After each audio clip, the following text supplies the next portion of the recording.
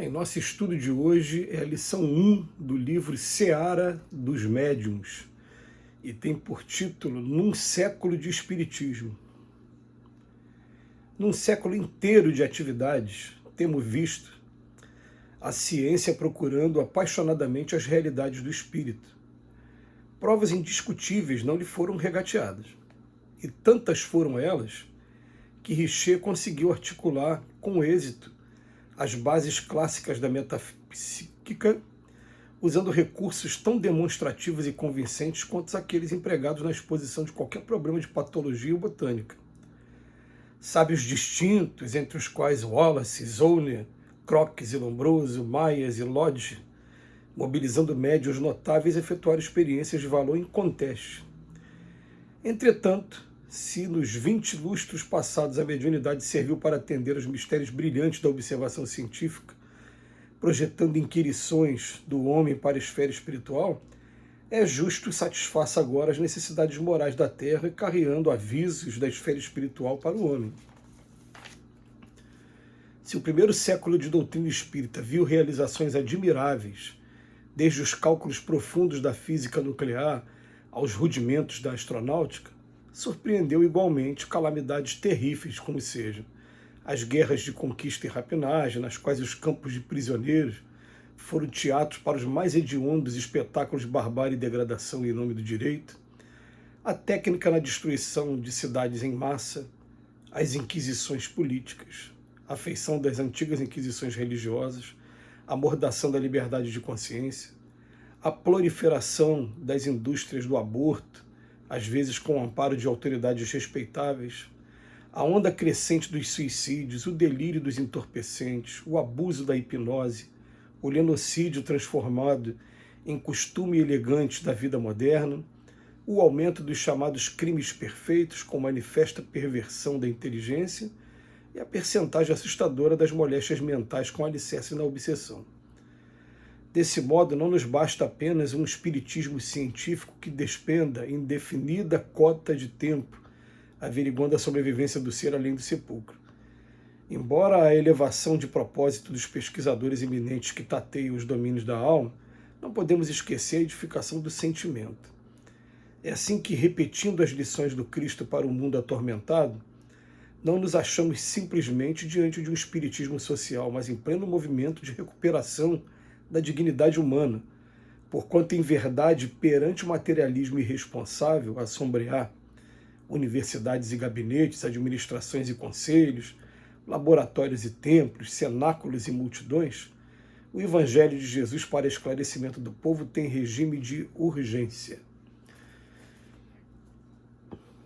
Emmanuel vem chamar a atenção nossa nessa primeira lição de que o século XIX e o século XX foram aqueles séculos em que a ciência procurou, de várias formas e com muito êxito, provar a existência do mundo espiritual. Hoje a física quântica, ela cai nesse mundo espiritual obrigatoriamente e está dando provas científicas de como esse mundo espiritual também influencia a gente. Está aqui convivendo, coabitando com a gente. Mas o Emmanuel vem chamar a atenção de que não é só prova dessa imortalidade da alma, dessa intervenção do mundo espiritual, que é o mais importante. A gente verifica que essa intervenção ela aconteceu de maneira significativa em todas as religiões, inclusive. É claro que nomenclaturas diferentes são utilizadas. Nossos irmãos que são protestantes vão usar muito o termo Espírito Santo quando for uma influência positiva voltada por Cristo, e vão usar o termo demônio quando for uma coisa contrária ao Evangelho do Cristo. E tanto uma como outra terminologia está dizendo respeito à influência espiritual que você recebe. Da mesma maneira, a gente vai encontrar na Igreja Católica a figura da Trindade, do Pai, do Filho e do Espírito Santo também. Enfim, a gente vai encontrar várias maneiras, nas religiões diversas, de explicar como é que a intervenção dos espíritos acontece. Então, realmente, essa preocupação com o lado da ciência e os cientistas que foram citados aqui pelo Emmanuel nesse texto de hoje, eles tiveram uma participação muito grande, mas o Emmanuel, ele vem chamar a atenção para a gente sobre o aspecto moral dessa influência. O que a doutrina espírita vem fazer de revolucionário com a gente? Ela vem dizer para a gente, ó, existem os espíritos? Existem. Como dizia Paulo de Tarso lá em suas cartas, existe uma nuvem de testemunha nos observando. Só nos observando? Não. Se fosse só observar era fácil, eles estão influenciando a gente. Como é que eles influenciam a gente? Insuflando pensamentos, que é a principal forma de comunicação dos espíritos com a gente, já que eles não têm essa boca aqui, e o som é através das ideias. Então eles estão influenciando, jogando os pensamentos para a gente, e dentro desses pensamentos, enquanto a gente vive num mundo em que a gente não aprendeu a perdoar 70 vezes 7, a gente não aprendeu a amar o próprio inimigo, a gente não aprendeu a lei de causa e efeito, aquela lei que prega aquela sentença, a semeadura é livre, a colheita vai ser obrigatória, não tem jeito.